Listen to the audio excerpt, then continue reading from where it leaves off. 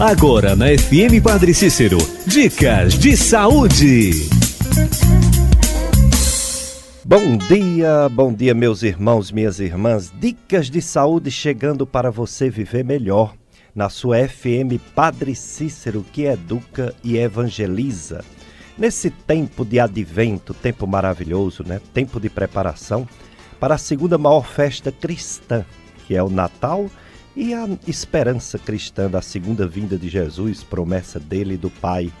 A gente espera por Jesus, lembrando do que já aconteceu. Aconteceu o Natal, a segunda maior festa cristã. A primeira, todo mundo sabe, né? A Páscoa da ressurreição. Então esse período do advento é um tempo de preparação, um tempo de reflexão, para que o Natal tenha sentido, né? O aniversário de Jesus, nosso Senhor e nosso Salvador. Eu sou Péricles Vasconcelos, sou médico clínico do aparelho digestivo e o programa Dicas de Saúde tem como principal objetivo promover saúde.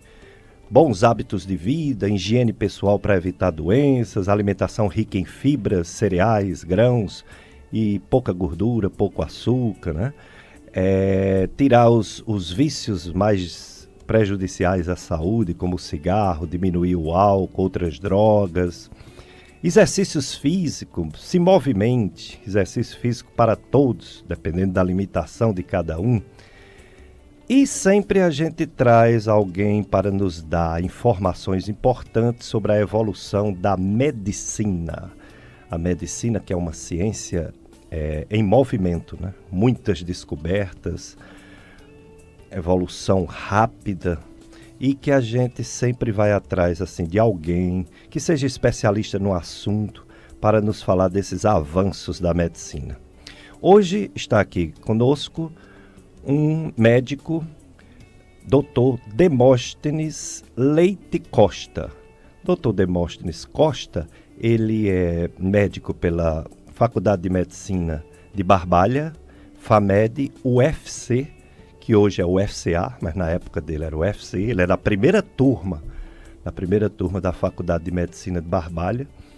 Ele tem residência em radiologia no Hospital das Clínicas da Universidade Federal de Pernambuco, subespecialização em radiologia intervencionista e neuroradiologia terapêutica no Hospital Português Angiorade, em Recife. Está aqui conosco, é um prazer recebê-lo e agradecer por ele ter aceito o nosso convite. Bom dia, doutor Demóstenes. Bom dia, doutor Péricles. Bom dia a todos os ouvintes da rádio FM Padre Cícero. Quero dizer que é um prazer estar participando do seu programa.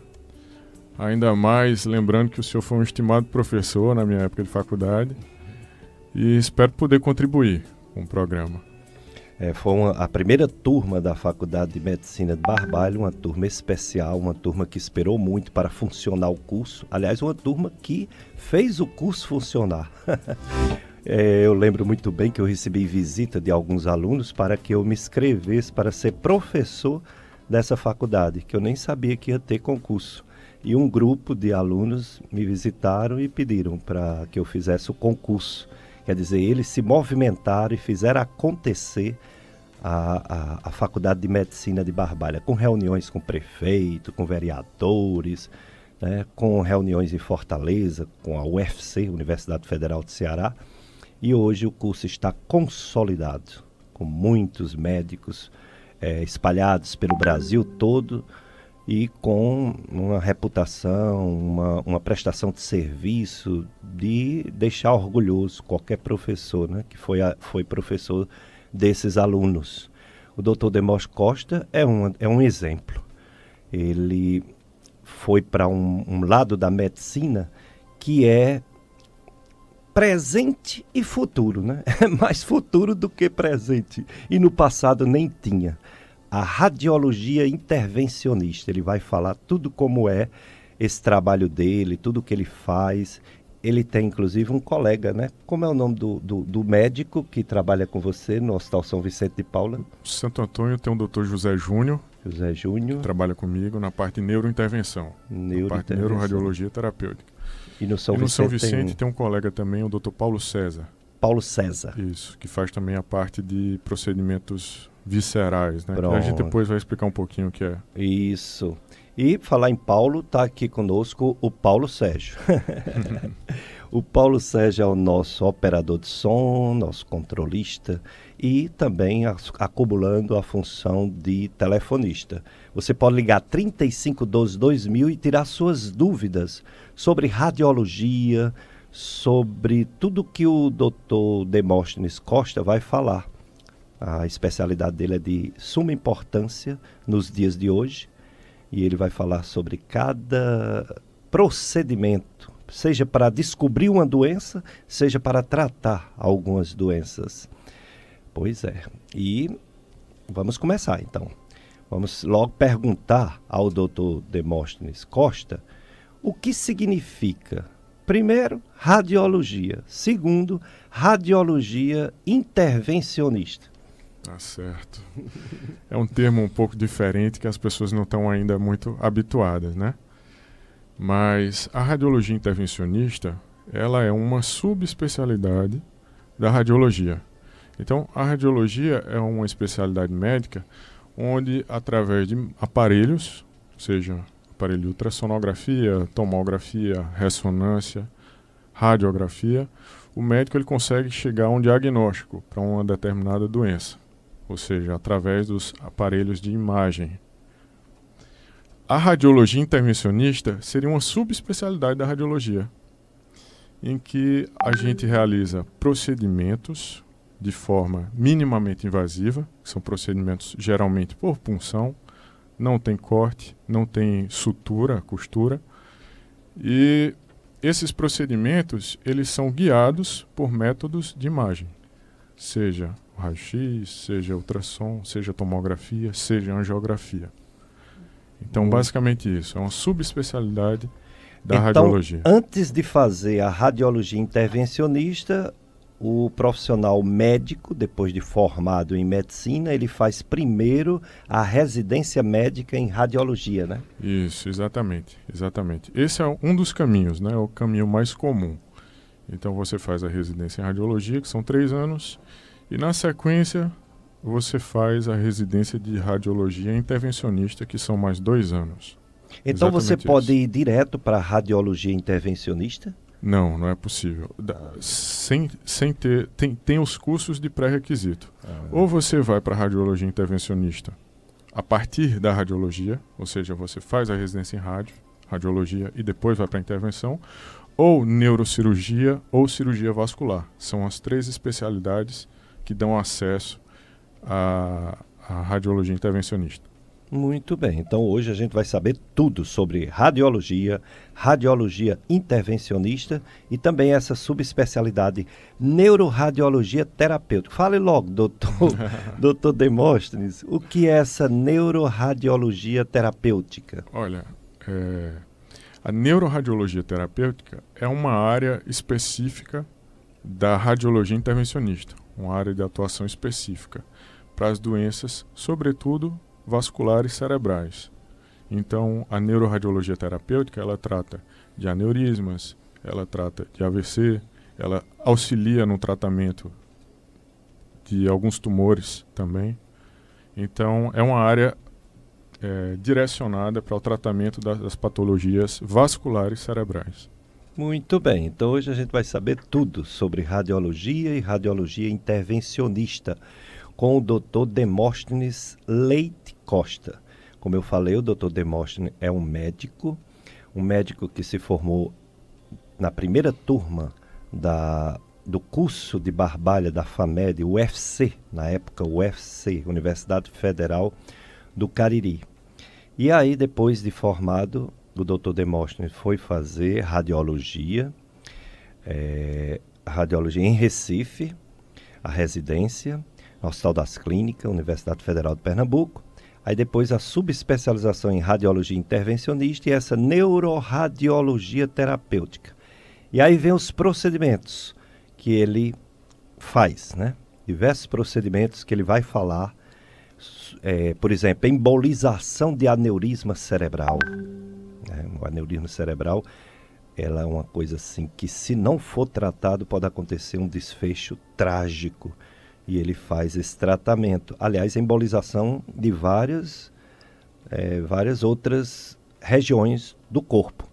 Faz também a quimioembolização de fígado, faz também as biópsias de tumores, por exemplo, tumor de pulmão, biópsia de fígado sem precisar operar o paciente, porque aqui no Cariri, eu ainda peguei um médico que tinha agulha de Shiba e fazia a biópsia percutânea, guiada por ultrassom. O doutor Luiz Luciano, mas houve um problema, parece que gastou e, não sei, ele parou de fazer, ele passou a fazer por videolaparoscopia. Na Clínica São José por videolaparoscopia, com o doutor Williams. E os meus pacientes de fígado, né? Doentes do fígado, hepatite autoimune, cirrose, hemocromatose. Quando eu ia pedir esse exame de biópsia, era uma verdadeira cirurgia. Até chegar o doutor Demóstenes e esses outros médicos, né, de radiologia intervencionista, e ele faz essa biópsia de fígado sem operar, ou seja, é um procedimento invasivo, mas é com agulha. E isso é muito bom. E outra coisa que nós não tínhamos aqui no Cariri era a derivação portosistêmica transjugular, TIPS, né? E também o doutor Demóstenes faz esse procedimento. Que maravilha. Vamos começar pela biópsia de fígado, que é minha área. Eu enviei agora recentemente para você um paciente e, por coincidência não, esse paciente, a irmã dele, oh meu Deus, assim, esse paciente, a esposa dele, tem um irmão que é meu afilhado, o Isaac, que ele tem um problema de fígado, a hepatite autoimune. E ele se submetia de 2 em 2 anos a fazer essa cirurgia, e ele faz 4 anos que ele não aparece lá no consultório com medo de eu pedir. Quando esse cunhado dele fez o exame com você, agora, lá no, se não me engano, no São Vicente, né? Ele disse que é uma coisa simples, rápida, pouco tempo de hospital. E a irmã dele disse, ou a esposa dele disse assim, agora o Isaac vai voltar a fazer a biópsia hepática, porque ele não queria submeter à cirurgia, e agora tem o exame sem a cirurgia. Como é, doutor Demóstenes, nessa biópsia hepática, como é que você vai buscar um pedaço do fígado lá dentro, sem abrir a barriga da pessoa? Isso, doutor Péricles. Realmente, antes era feita a biópsia de uma forma cirúrgica, né? Então o paciente precisava se internar, era feito um corte, lá iam no fígado e retiravam de uma forma cirúrgica um pedacinho do fígado, e o paciente precisava passar 1, 2 dias internado, né? E tinha um pós-operatório, porque era uma cirurgia. Hoje, como é que é feito? O procedimento de biópsia hepática é um procedimento que algumas vezes é realizado para diagnosticar um nódulo hepático, uma doença hepática específica, uma formação expansiva hepática, né, que pode ter várias etiologias, desde inflamatória, tumoral benigna ou outras mais, né? E também a gente realiza, como o caso que o senhor acabou de falar, a biópsia do próprio parênquima, do tecido hepático normal, vamos dizer assim, né? Então, a biópsia ela é feita geralmente sob anestesia local. Então a gente faz uma anestesia no trajeto com uma agulha muito fina, isso tudo sendo guiado em tempo real por ultrassom. Após essa anestesia local, não é a anestesia que o paciente precisa dormir ou precisa, enfim, colocar um tubo na boca, que é a anestesia geral, né? Então, através da anestesia local, a gente faz um pequeno furinho que nem ponto leva e por ele passa uma agulha. Essa agulha... Alô? Pronto? Pronto? Mas tá funcionando, só tá sem retorno, né? Então tá. Então, por esse furinho a gente passa uma agulha. E a agulha, ela retira pequenos fragmentos. O outro microfone, para ter o retorno. Então, com a agulha fina, a gente chega no fígado e retira pequenos fragmentos, que aí são mandados para o laboratório para fazer análise. Geralmente o que o senhor precisa ver é inflamação, fibrose, enfim. Então vai para o laboratório, onde o médico patologista faz a análise, né? Então a biópsia hepática hoje ela é realizada com agulha, o paciente passa 2 a 4 horas em observação e vai para casa. Então é um procedimento bem tranquilo. E a quantidade que tira não perde não? Por exemplo, o patologista que recebe, ele tem que ter bem uns 10 espaços portais para ele poder fazer um exame bem feito, né? Ele terá isso? Geralmente sim, né? A gente tenta retirar os fragmentos, que a gente tenta fazer de uma forma que eles venham mais inteirinhos possível. Exato. Né? Para que ele possa ser bem analisado e tenha todo aquele pré-requisito que o patologista precisa para chegar ao diagnóstico. Então, embora seja uma agulha fina, a gente tira vários fragmentos e tenta realmente fazer com que os fragmentos venham íntegros, para que facilite na análise do patologista. Que beleza, né? Então, é a evolução da medicina. E vamos falar agora sobre esse assunto importantíssimo, que são os aneurismas. E o aneurisma cerebral, então, todos são importantes, né? Mas o cerebral ele é muito delicado, né? Devido ao risco de haver uma ruptura. Doutor Demóstenes, o que é o aneurisma? Por que existe esse problema em algumas pessoas? Bom, o aneurisma cerebral, ele seria uma dilatação focal na parede de um vaso. É como se a artéria tivesse um saquinho ali, uma bolinha. Sim. Aquele local circula o sangue arterial também. E é um local de fragilidade da parede do vaso. Então, no momento em que a pressão subir um pouco, aquele aneurisma pode romper. Na verdade, a incidência na população de aneurisma é bem significativa. Então, os trabalhos eles estimam que de 1 a 5% da população tem aneurisma cerebral. Isso significa dizer que a cada 20 pessoas, uma delas tem um aneurisma. E é interessante lembrar que geralmente é uma doença assintomática. O paciente não sente nada, absolutamente nada. Alguns descobrem de uma forma incidental, porque tem dor de cabeça por outro motivo. Então o paciente tem uma cefaleia tensional, tem uma enxaqueca, e aí investiga com exames de imagem, tomografia, ressonância, e descobre ser portador do aneurisma. Mas, na maioria das vezes, não tem a cefaleia nenhuma relação com o aneurisma, né? O aneurisma costuma dar sintoma quando ele rompe. Então, quando ele rompe, aí realmente é um problema, causa um tipo de AVC hemorrágico, e isso acontece mais ou menos numa taxa de 1 a 2% ao ano. Então, dos pacientes que têm aneurisma, todo ano eles estão expostos a um risco de 1 a 2% de ruptura. Aí, quando ele rompe, o quadro já é um pouco mais dramático, né? Então, a ruptura do aneurisma, geralmente o paciente experimenta uma cefaleia muito intensa, uma dor de cabeça muito forte, que ele nunca sentiu na vida. Não é incomum que o paciente venha a desmaiar, e associado também ao quadro de náuseas e vômitos. Então esse seria o quadro típico da ruptura, né? Do aneurisma cerebral, que é uma das causas de AVC hemorrágico.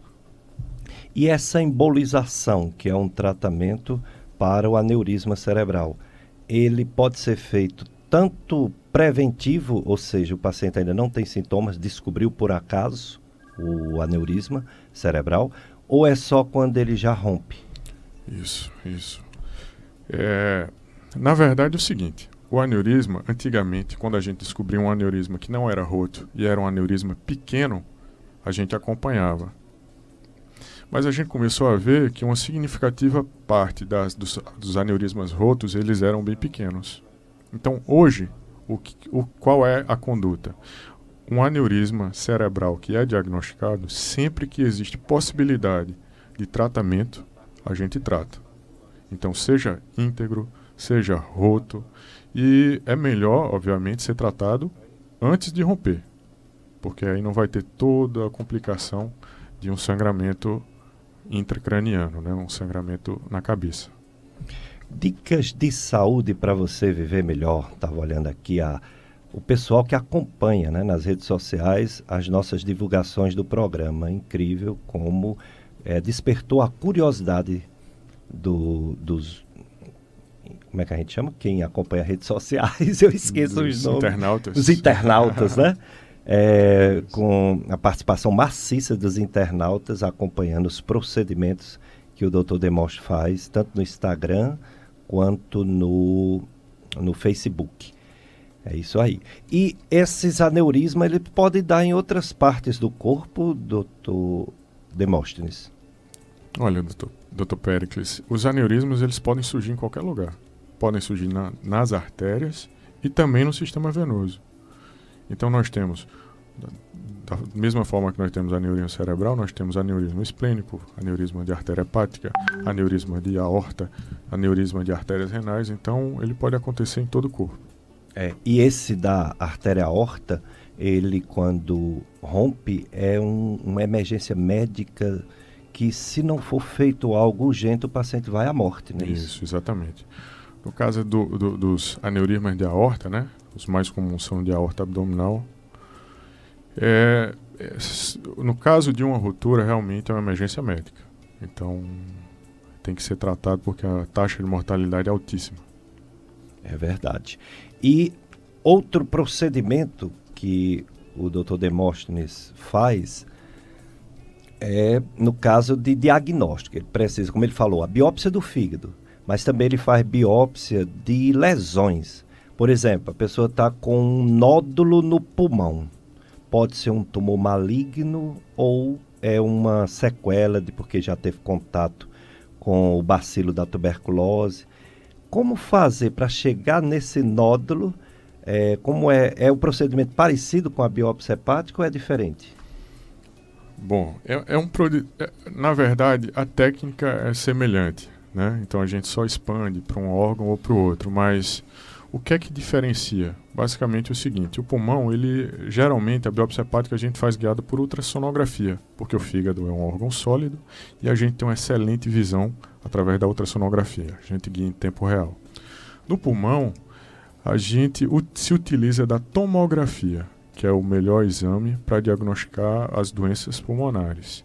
E aí, em tempo, a gente vai acompanhando lentamente a progressão da agulha até chegar ao nódulo. A gente faz uma marcação antes do exame, uma medição, calcula o ângulo que a gente tem que entrar.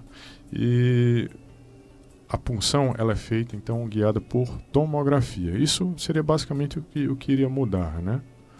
De um procedimento para o outro. Muito bem. Paulo Sérgio, vamos para o nosso apoio cultural, não é isso? Agora, e depois vamos voltar a fazer mais perguntas para o Dr. Demóstenes Leite Costa, ele que é radiologista intervencionista e neuroradiologista terapêutica. E você, ouvinte, eu sei que o assunto é um pouco fora do que a gente fala aqui, né? A gente fala muito de gripe, de resfriados, de gastrites, de pneumonias. E o assunto está saindo um pouco, né, dessas coisas mais frequentes. Mas saiba que são coisas importantes. Embolização de aneurisma, daqui a pouco ele vai falar de mioma uterino e outras doenças, né? E você pode participar, como já está começando a chegar aqui. Algumas perguntas já estão começando a chegar na segunda parte do programa. Então daqui a pouco a gente volta com mais dicas de saúde. Dicas de saúde. Voltamos a apresentar Dicas de Saúde.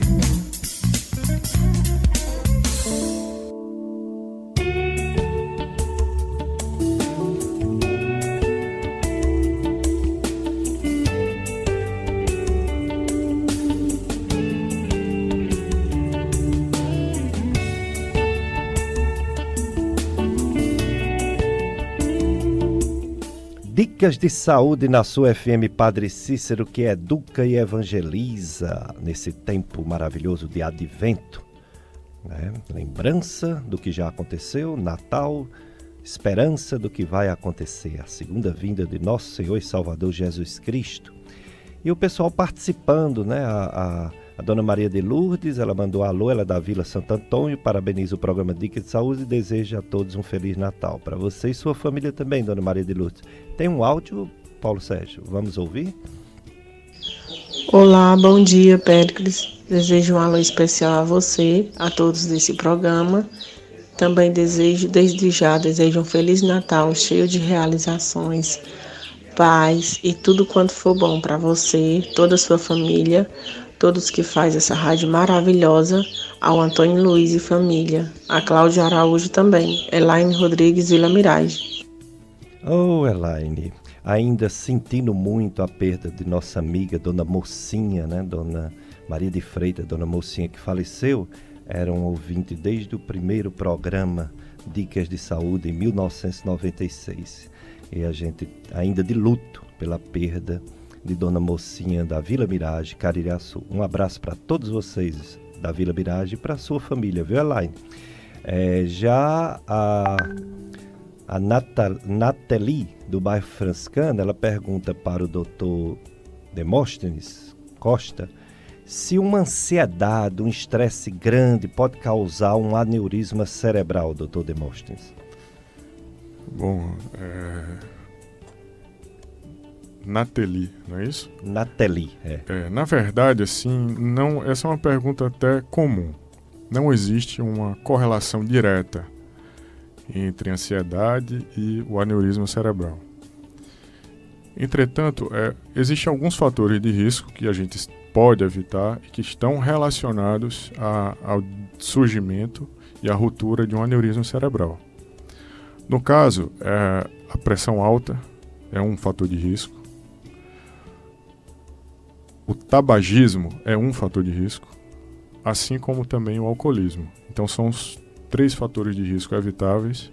Então você pode evitar fumar, evitar a ingestão de bebida alcoólica em excesso e, obviamente, um controle pressórico adequado, né? Já tem outros fatores que a gente não pode evitar, como, por exemplo, as doenças do colágeno, que seria um dos elementos da estrutura da parede vascular.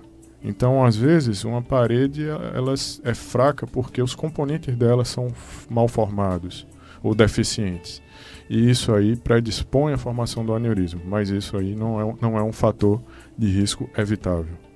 Doutor Demóstenes, diante de um aneurisma que rompeu, que é o AVC hemorrágico, não é isso? Isso. Qual a melhor conduta? Porque em um momento é cirúrgico e outro momento é embolização. Qual a diferença? Isso. Bom, doutor Péricles, na verdade, na suspeita de um AVC, o ideal é levar para uma unidade que atenda AVC, especializada naquilo. Aqui a gente tem o Hospital Regional do Cariri e nós temos o Inclusive hospital... é o único que faz o tratamento trombolítico do AVC isquêmico, né? Exatamente. O Hospital Regional do Cariri. Exatamente. E no futuro já está sendo montada uma no Hospital de Barbalha, no Santo Antônio. No Santo Antônio, que bom. Mas qual a necessidade de ir para um centro desse? Porque nem todo AVC é decorrente de um aneurisma cerebral. Na verdade, apenas 3 a 5% dos AVCs são decorrentes do aneurisma. O AVC, ele é dividido em AVC isquêmico, que é quando a artéria obstrui por um coágulo, e AVC hemorrágico, que é quando há uma ruptura de algum vaso cerebral. O AVC isquêmico, ele responde por 80% dos casos, enquanto que o hemorrágico apenas 20%. Uma pequena parcela do AVC hemorrágico é decorrente do aneurisma. Então, tem que haver essa triagem. Com relação ao procedimento cirúrgico, realmente existem as 2 opções para o tratamento do aneurisma. Procedimento cirúrgico convencional, que é aquele procedimento tradicional onde se faz um corte, retira o osso, chega lá através de uma dissecção no aneurisma e coloca um clipe metálico. É como se fosse um pegadorzinho de roupa. Um clipe mesmo. Um clipezinho mesmo. No colo do aneurisma, na raiz dele, para excluí-lo da circulação, né? Já a embolização, ela é feita através de um cateterismo. Do jeito que é feito um cateterismo cardíaco, só que ao invés de ir para o coração, obviamente, a gente direciona o catéter para a cabeça. Chegando na cabeça, a gente localiza o aneurisma. entra no aneurisma com um microcatéter, um catéter muito fininho, e dentro do aneurisma a gente preenche ele com material embolizante. A gente ocupa todo o espaço dele com esse material para excluí-lo da circulação. São as duas opções vigentes, né? A embolização nem sempre pode ser realizada. Então, geralmente, quando não pode ser realizada a embolização, é feita a cirurgia. E vice-versa. Tem algumas circunstâncias que também não pode ser feita a cirurgia. E aí é feita a embolização. Geralmente, essa decisão ela é tomada em equipe.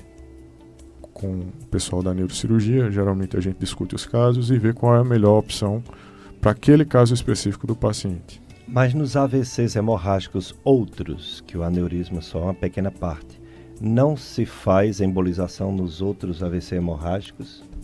Veja só, o caso mais comum do AVC hemorrágico, na verdade, é a ruptura de pequenas artérias por pressão alta. Então, nesse caso, realmente a gente não tem o que fazer. A gente não pode ajudar, infelizmente. Mas no caso de aneurisma, no caso de malformações arteriovenosas, que são um enovelado vascular mal formado no cérebro, então nesses casos a gente pode ajudar com a embolização. Mas, volto a dizer, grande parte dos AVCs hemorrágicos é decorrente de outras causas. Então a gente acaba não podendo ajudar com a radiologia intervencionista. Entendo. Um ouvinte que deseja bom dia para você também, ele pergunta ao Dr. Demontier se Dr. Demontier faz um exame de fígado chamado elastografia com fibroscan. Esse exame nós não temos aqui no Cariri, não é, Dr. Demontier? Não que eu saiba, Dr. Péricles. Chegou em Fortaleza há pouco tempo. Exatamente isso. E esse exame, eu sei dessa parte do fígado porque eu sou médico de fígado, né? Eu estudo muito o fígado. Embora seja um exame não invasivo e a biópsia é um pouco invasiva, ela não é igual à biópsia. A biópsia é um exame capaz de descobrir doenças, estágios de doenças, muito melhor do que a elastografia, não é isso? A biópsia seria considerado padrão ouro, né? Então você tem um fragmento daquele tecido para analisar no microscópio pelo patologista. Então a biópsia realmente é o padrão ouro. Sempre que a gente vai comparar esses outros exames, a gente compara com o resultado do anatomopatológico, do histopatológico, né? A indicação dessa elastografia é quando, por exemplo, o paciente não tem condição de fazer a biópsia, mas isso é tão raro, né? Quando tem um distúrbio de coagulação importante, quando está, vamos dizer, em coma, né? O paciente coma do fígado, né? Aí se faz a elastografia porque não é invasivo. Ou então quando a patologia é menos grave, como por exemplo uma gordura no fígado, que o médico quer saber se já está inflamado, esteatohepatite, né? Mas realmente, padrão ouro é a biópsia para levar o material para o médico patologista, né? Esse mesmo ouvinte, ele pergunta se o doutor Demóstenes Costa atende por um plano chamado ISEC no Hospital São Vicente de Paulo. Olha, a gente está atendendo os convênios que são atendidos no Hospital São Vicente, a gente está atendendo sim, Dr. Péricles. E ele faz uma pergunta, vamos ver se eu sei, eu acho que eu não sei bem. Vamos ver se o doutor Demóstenes sabe, porque fugiu um pouquinho, tanto da área de clínico como na área de radiologia. Não, na área de radiologia até que não saiu muito não. Ele pergunta qual o exame mais detalhado para ver o tamanho de uma hérnia inguinal, uma hérnia na virilha. Veja só, as hérnias geralmente a gente avalia ou por ultrassonografia, que geralmente é o primeiro exame a ser realizado, um exame que não emite radiação nenhuma e que consegue dar em mãos experientes um resultado bastante detalhado. E uma outra opção seria o estudo tomográfico também. A gente consegue ver com muita nitidez o conteúdo herniário no estudo tomográfico, se tem alças intestinais ou não nessa hérnia, né? A próxima pergunta para o Dr. Demóstenes, eu acho que o ouvinte deve ter ligado agora, ele não ouviu o Dr. Demóstenes já falar sobre isso, mas o Dr. Demóstenes pode repetir. Ele pergunta, é possível ter um aneurisma e não saber nada, sentir?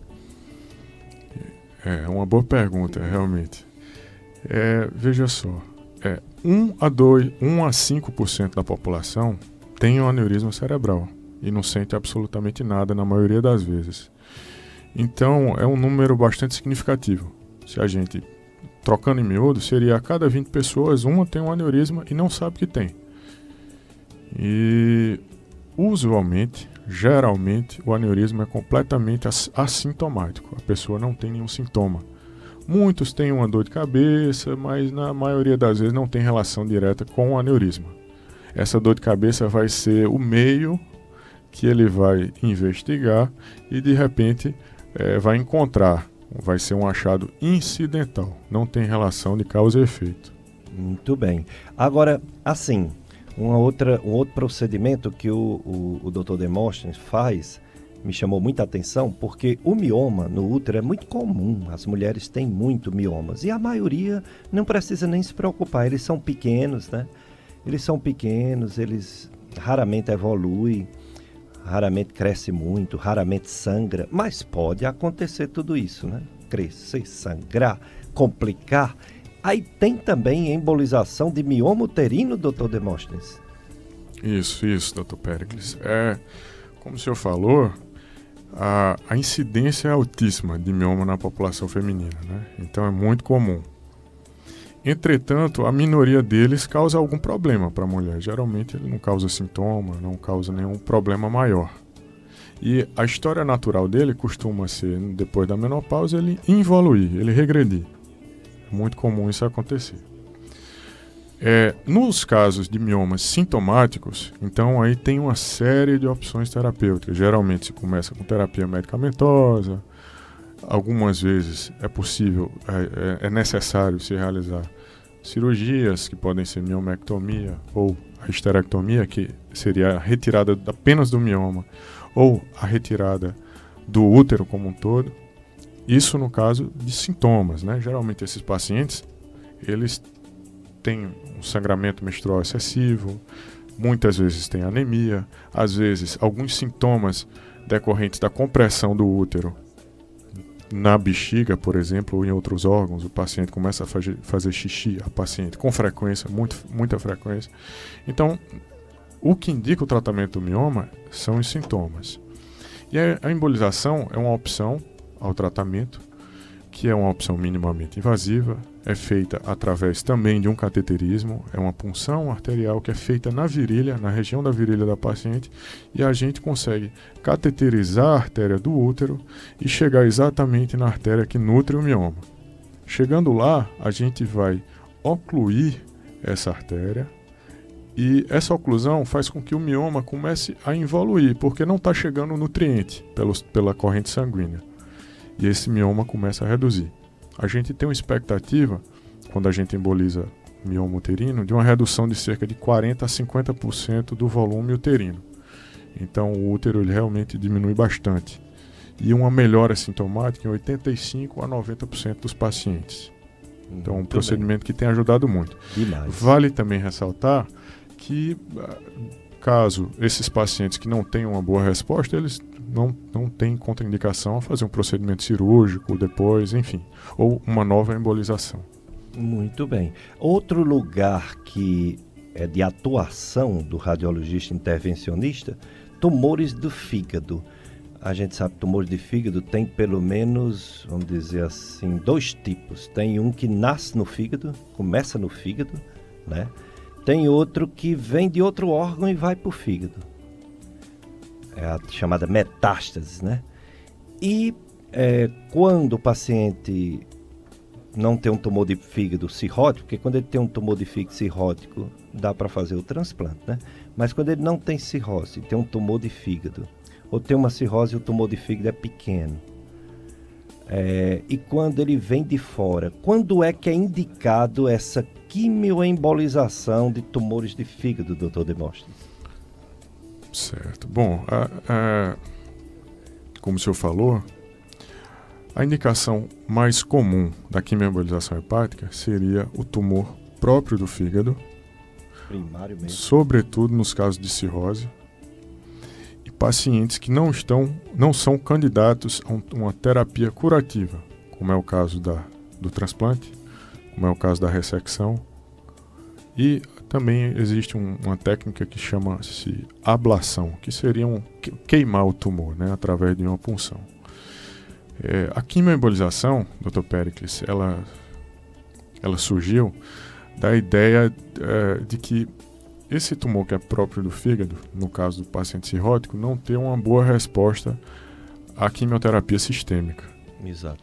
Então, alguns médicos no Japão começavam a fazer o cateterismo do fígado para injetar quimioterápico diretamente na artéria do tumor. E o que é que acontecia? Eles viam que tinha um grupo de pacientes que respondia melhor do que outro grupo.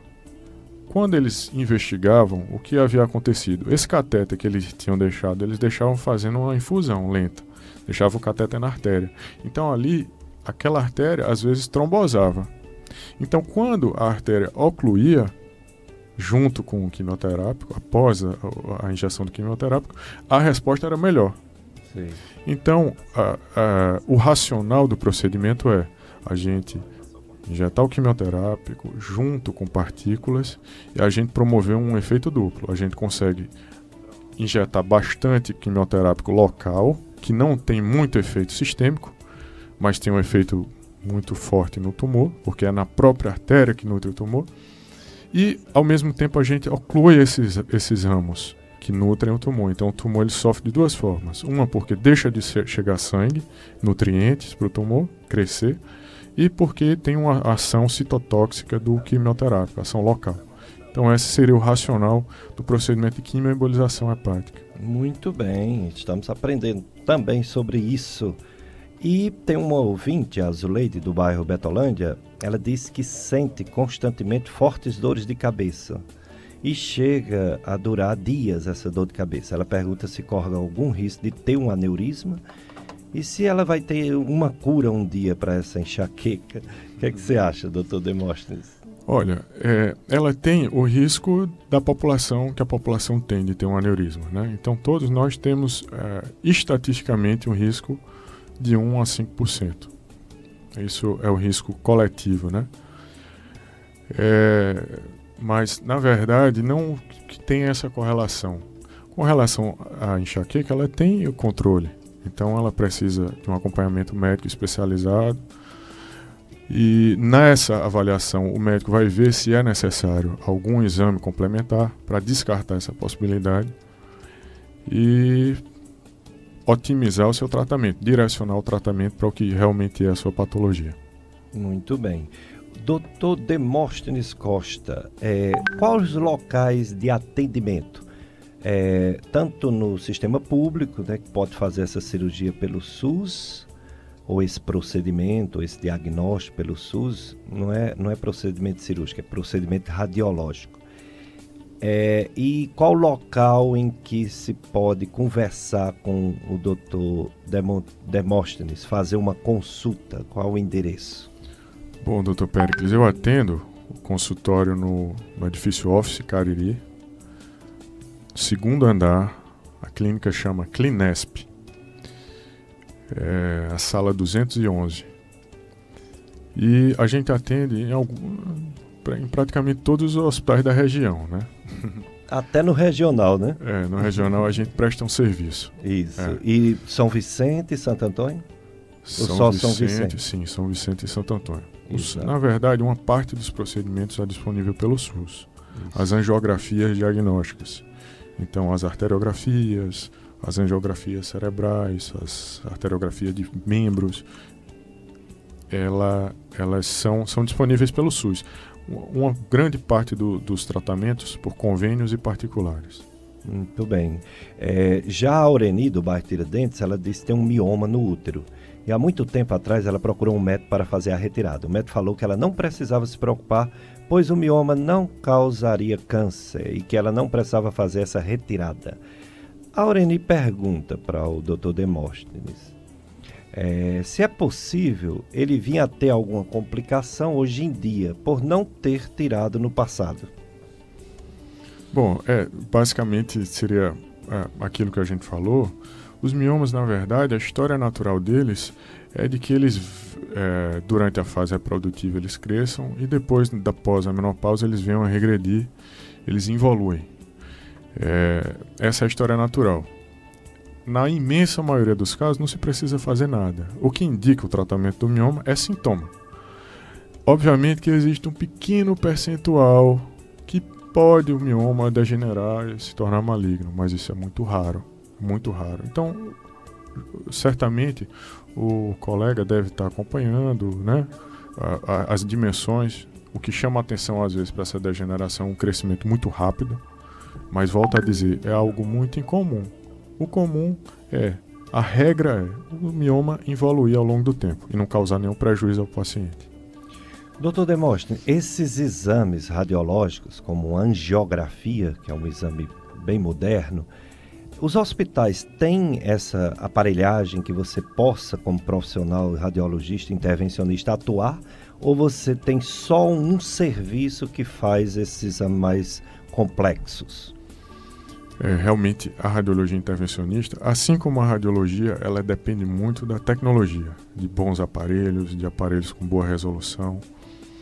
Para a realização das angiografias, especificamente que o senhor perguntou, é necessário um aparelho que chama angiógrafo. Então, esse angiógrafo, ele está disponível em 2 hospitais na região. Um deles fica em Barbalha, que é o Hospital Santo Antônio. Lá nós conseguimos fazer a reconstrução tridimensional dos aneurismas cerebral, um aparelho muito bom. E um outro aparelho também muito bom está disponível no Hospital São Miguel, no Crato. Então nós temos 2 angiógrafos que permitem a realização das arteriografias e das angiografias na região. E você vai lá também, né, no São Miguel fazer? Do meu também. Amigo Dr. Jorge André, Dr. Jorge Pierre. Vamos. Então você é um andarino aqui pelos hospitais do Cariri, né? Exatamente isso. Essa é a definição. Oh, beleza. Exatamente isso. Doutor Demóstenes, muito obrigado. Infelizmente o tempo é curto. Próximo ano, se Deus quiser, a gente vai ter um tempinho maior. Mas atualmente, com esse programa de 1 hora ou menos, né, por causa do apoio cultural, estamos chegando ao final. E daqui a pouco é a missa aqui, a missa diretamente da sua FM Padre Cícero, a missa do Santuário do Sagrado Coração de Jesus, desse tempo de advento. Mas você pode se despedir do público, dos ouvintes da FM Padre Cícero, falando alguma coisa que você achar necessário sobre sua área profissional, alguma dica sobre essas doenças que infelizmente existem e que a população poderia eventualmente fazer alguma prevenção. Então, doutor Demóstenes, muito obrigado por ter vindo e suas considerações finais aos ouvintes da FM Padre Cícero. Bom, eu quero agradecer mais uma vez pelo convite, dizer que foi um prazer participar do seu programa. Eu acho que com relação à prevenção é meio que uma coisa universal, eu acho. Então, a realização de atividade física, uma dieta de pouco sal, pouca gordura, pouco açúcar, o controle da pressão arterial, evitar o alcoolismo, evitar o tabagismo. Então essas são dicas universais, eu acho que elas valem para grande parte das doenças. E eu queria desejar a todos um Feliz Natal e dizer que estou disponível quando o senhor precisar para tentar esclarecer um pouco mais. Espero que tenha conseguido esclarecer os ouvintes. E é isso. Muito obrigado. Eu que agradeço, doutor Demóstenes. O programa foi bem generalizado para a gente entender a sua área de atuação, a sua especialidade, mas depois a gente pode fazer um só sobre aneurisma, né? Outro só sobre biópsias, mais específico, né?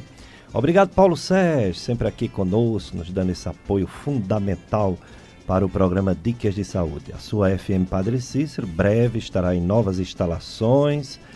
Você pode vir aqui nos visitar, olhar as novas instalações da sua FM Padre Cícero. Vocês vão ficar com a missa. Próximo domingo, se Deus permitir, estaremos aqui novamente. Vamos falar sobre